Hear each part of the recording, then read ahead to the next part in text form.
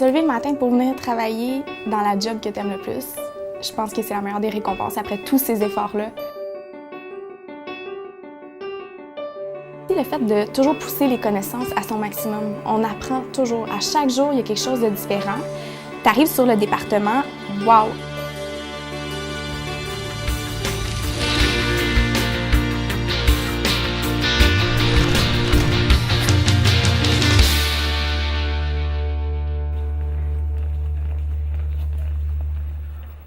J'étais en sciences humaines au cégep, je ne savais pas du tout dans quoi m'en aller. Puis une journée, j'ai une amie qui faisait son cours en soins infirmiers.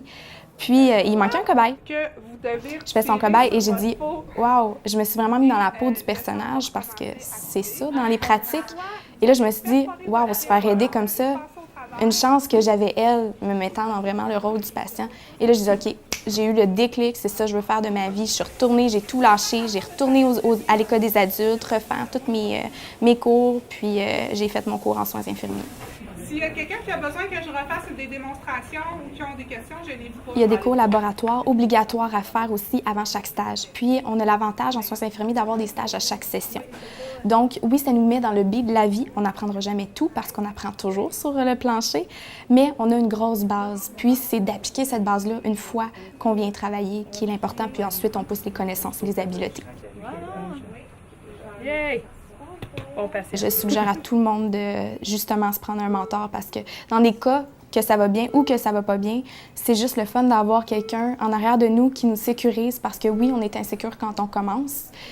Puis, non, c'est vraiment le fun de savoir qu'on n'est pas toute seule là-dedans. Là. Devenir infirmière, c'est l'envie d'être là pour les autres. C'est autant avoir de l'empathie, de l'écoute, aimer prendre en charge aussi. C'est souvent des gens de contrôle là, qui aiment pouvoir être là au moment où les gens n'ont plus besoin.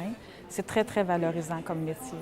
Ça prend, en fait, il faut être minutieuse, très attentive, très vigilante pour assurer le meilleur des suivis et finalement être complètement responsable dans nos actes. J'ai contacté Docteur Laforce parce qu'il y avait beaucoup de douleurs, mais il n'y a aucun PRN au dos. Si tu as la passion d'aider les gens, de promouvoir une bonne santé, puis surtout si tu sens que tu vas aimer ça, oui, c'est des heures de travail, mais la gratitude que tu vas avoir au fond de toi, il n'y a rien comme ça.